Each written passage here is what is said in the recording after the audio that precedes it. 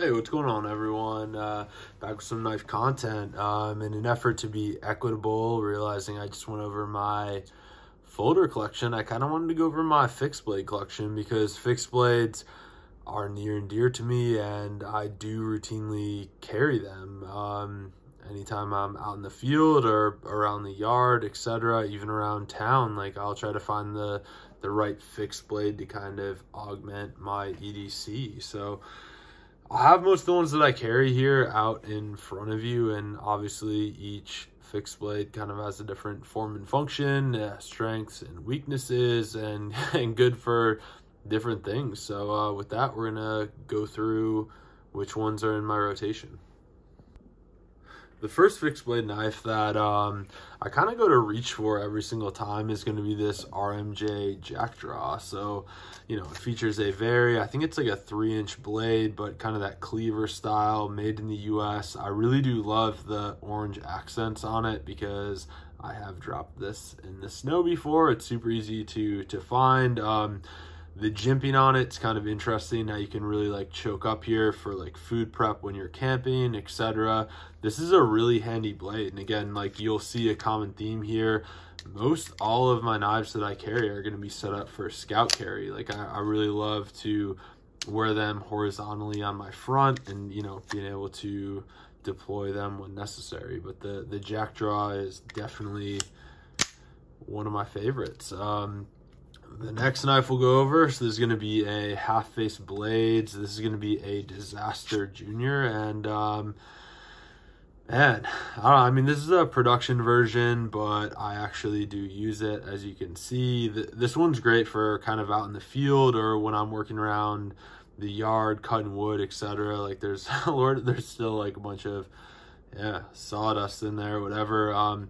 This one's great, super strong tip strength, which is what I look for. I'll actually kind of choke down on this one and use it kind of more of like a machete when I'm working out in the field with it. I've also used this to work on deer before. Super sharp, super nice. I mean, it's just a great piece of steel. And you know, this one I don't have set up for scout carry, but that's because when I carry it, I normally have cargo pants on or something that I can just flip it on a belt. So that's going to be my only half-face blade at this point. The next one, we'll kind of knock this one out. So this one's kind of funny to me. So this is a United Cutlery kind of dagger, and what I used to use this for, and I had this Kydex sheath made, I would have this like center line mounted on my kit for my last job with work. I loved the rubber handles on it. This thing was just like a last ditch, super stabby, like drop knife, if you will. But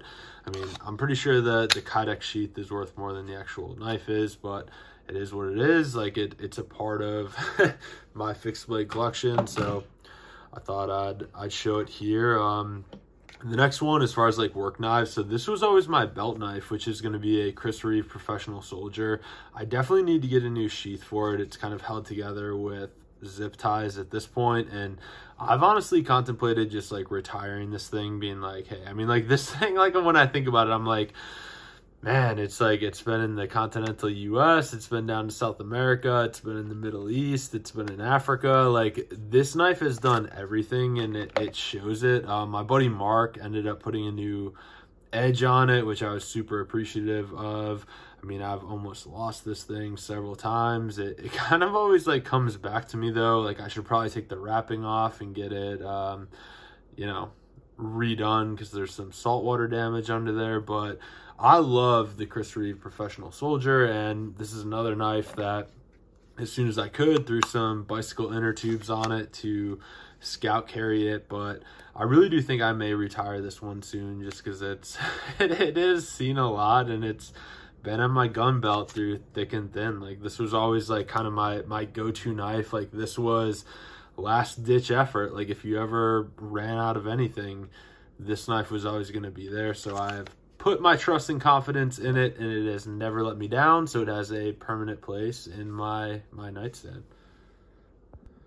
All right, that leaves us to the last two, and I guess we'll kind of go for it right off the jump. The next one's going to be this Obscene Industries, which I got this knife on a trade from my buddy, and you know, it's just a little like 3-inch, but the coolest thing about this is that, you know, the way that the palm swell is, etc., you actually do a cross draw with it, so you're going to carry it to your reaction side. But this thing is super comfortable, super useful.